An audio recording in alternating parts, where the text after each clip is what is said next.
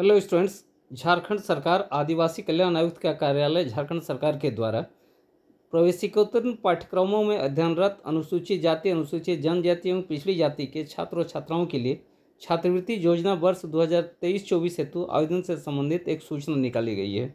अतः इस वीडियो का आप लोग पूरा देखें। यानी जो मैट्रिक पास करके किसी कॉलेज में एडमिशन लिए हैं उनके लिए 23-24 सेशन के लिए स्कॉलरशिप निकाली गई है, तो इस वीडियो को पूरा देखें। पोस्ट मैट्रिक छात्रवृत्ति योजना के अंतर्गत अनुसूचित जाति, जनजाति एवं पिछड़ी जाति के छात्र छात्राओं को सरकार द्वारा जारी निर्देश के आधार पर निर्धारित मापदंड के अनुसार वित्तीय वर्ष 23-24 में प्रवेशिकोत्तर पाठ्यक्रमों में अध्ययनरत छात्र और छात्राओं से आवेदन पत्र आमंत्रित किए जाते हैं।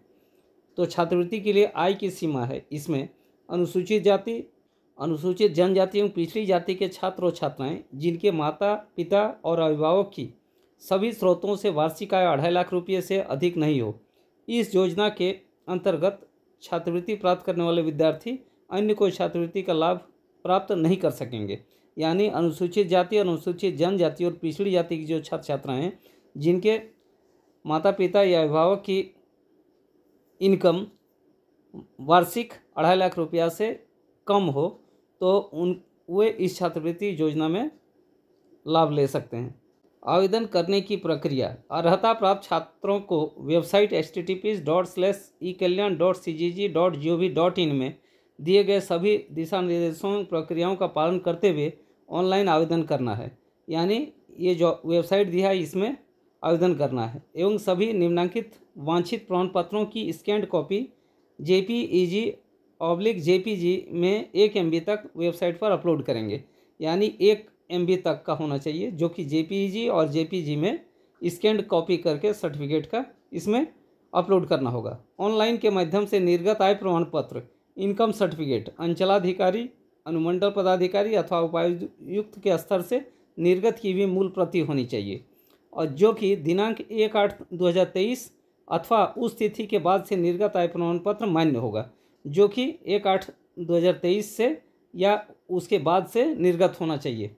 ऑनलाइन के माध्यम से निर्गत जाति प्रमाण पत्र यानी कास्ट सर्टिफिकेट अंचलाधिकारी, प्रखंड विकास पदाधिकारी और अनुमंडल पदाधिकारी अथवा उपायुक्त स्तर से निर्गत की मूल प्रति होनी चाहिए। यानी जो कास्ट सर्टिफिकेट ये भी मूल प्रति में ओरिजिनल होना चाहिए। ऑनलाइन के माध्यम से निर्गत आवासीय प्रमाण पत्र जो कि रेसिडेंशियल सर्टिफिकेट है वो अंचलाधिकारी यानी सर्किल ऑफिसर, प्रखंड विकास पदाधिकारी यानी BDO और अनुमंडल पदाधिकारी SDO अथवा उपायुक्त स्तर से निर्गत की मूल प्रति होनी चाहिए। और संस्थान के लेटर हेड में संस्थान द्वारा वर्तमान वर्ष के लिए निर्गत bonafide certificate with fee structure, निर्गत संख्या एवं दिनांक के साथ की मूल प्रति एक पृष्ठ में होना चाहिए। और स्टूडेंट जिस कॉलेज में या इंस्टीट्यूट में पढ़ते हैं उसका बोनाफाइड सर्टिफिकेट भी उसमें मूल प्रति में होना चाहिए। पूर्व की परीक्षा के अंक पत्र यानी मार्कशीट ऑफ प्रीवियस एग्जाम की अभी प्रमाणित प्रति होनी चाहिए, और पूर्व में पास किए हुए जो मार्कशीट हैं वो अटेस्टेड होना चाहिए, ये अपलोड करना होगा। और छात्रवृत्ति की धनराशि PFMS के माध्यम से आधार इनेबल्ड DBT के द्वारा सुयोग्य छात्र छात्राओं के खाते में अंतरित की जाएगी। बैंक खाता को आधार संख्या से सीडिंग होना अनिवार्य है। यानी जो छात्रवृत्ति यानी स्कॉलरशिप दी जाएगी वो PFMS के द्वारा आधार इनेबल्ड जो DBT के माध्यम से स्टूडेंट के बैंक खाते में दिया जाएगा, और बैंक खाता जो स्टूडेंट का होगा वो आधार से सीडिंग होना अनिवार्य है।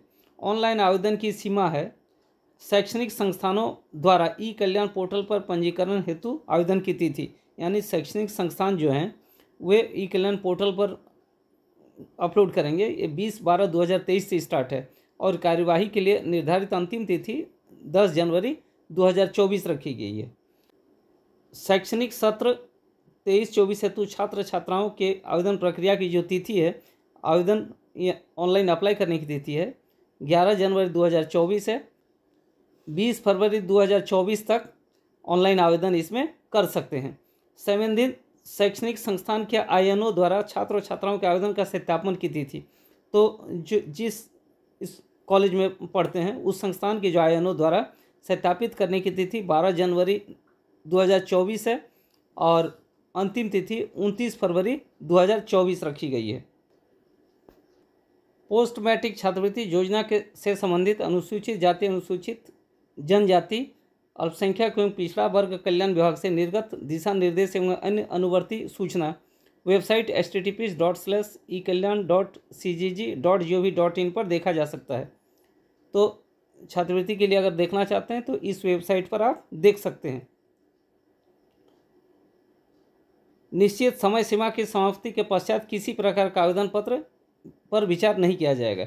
छात्र और छात्रा को अपना आधार संख्या देना अनिवार्य होगा, यानी अपना आधार नंबर जरूर दें, और एक से अधिक आवेदन पत्र भरने पर छात्र और छात्रा का आवेदन पत्र रद्द कर दिया जाएगा। यानी एक से यदि ज़्यादा आवेदन अप्लाई करेंगे तो उसे रद्द किया जाएगा। ऑनलाइन आवेदन में त्रुटि और अशुद्धि अथवा गलत अथवा भ्रामक सूचना देने पर आवेदन रद्द कर दिया जाएगा।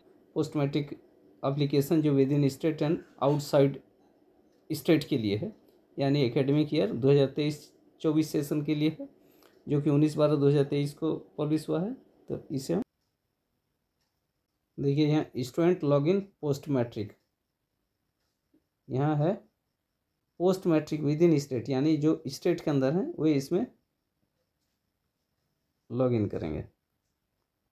तो देखिए यहाँ खुल रहा है स्टूडेंट लॉगिन करेंगे तो विद इन स्टेट ये मोबाइल नंबर डालना है, ईमेल देना है, यहाँ मोबाइल नंबर और यहाँ पासवर्ड, फिर कैप्चा देकर लॉगिन करना है।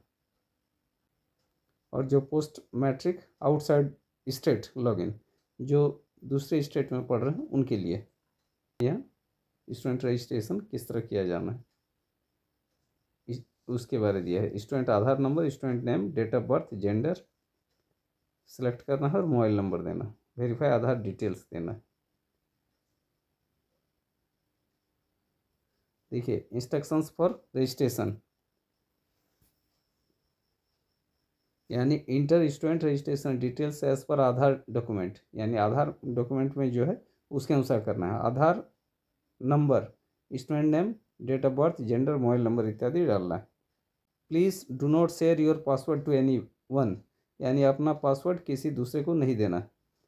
Please note down your login password details, और जो लॉगिन पासवर्ड का डिटेल्स भी लिख के रखना है। If you have the mobile number, inter valid mobile number two receive the password.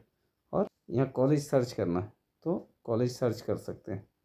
इसमें कॉलेज लिस्ट है, इसमें डिस्ट्रिक्ट डालें और डिस्ट्रिक्ट को सिलेक्ट करें, ब्लॉक सेलेक्ट करें और यहाँ सर्च करें। ये वीडियो यहीं समाप्त कर रहे हैं। वीडियो अगर अच्छी लगी तो मेरे चैनल ITI आइकन को लाइक शेयर तथा सब्सक्राइब करें। धन्यवाद।